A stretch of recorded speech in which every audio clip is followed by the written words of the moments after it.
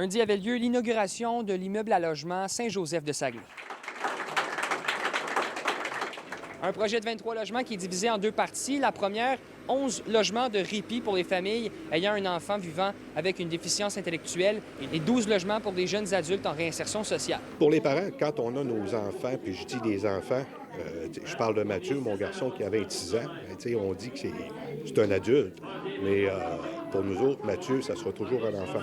Donc, le fait d'avoir du répit, qu'on puisse prendre notre enfant, l'amener ici, avoir une semaine de vacances, avoir une fin de semaine de répit, quand on a cet enfant-là tout le temps chez nous, qu'on ne peut pas laisser sans surveillance, on ne peut pas dire on va aller faire l'épicerie, on va aller au cinéma, on va aller souper avec des amis, il faut toujours avoir quelqu'un. Puis plus ces enfants-là vieillissent, quand on parle d'un enfant de 26 ans, c'est pas évident d'avoir des gardiennes non plus à la maison. Puis pour les parents qui ont des enfants avec une déficience intellectuelle, ça va être un cadeau.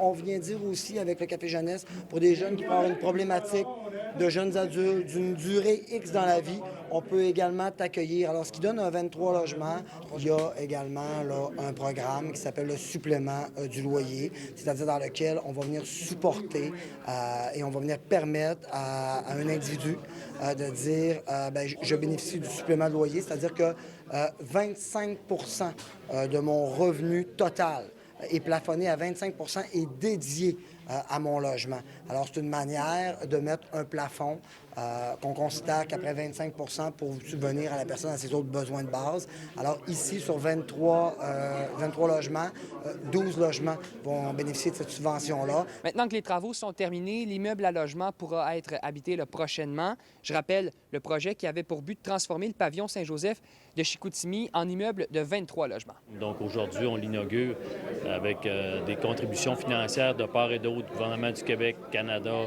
la Ville de Saguenay. Je suis très fier de faire l'inauguration avec les membres du Conseil de Ville aujourd'hui. On parle ici d'un projet qui totalise un peu plus de 8,3 millions de dollars. Le gouvernement du Québec qui a contribué dans ce projet-là à la hauteur de 5,2 millions. Et Saguenay octroie aussi un rabais de taxes de 25 ans à l'immeuble Saint-Joseph. À Saguenay, Étienne Ouellette pour Nouveau Info.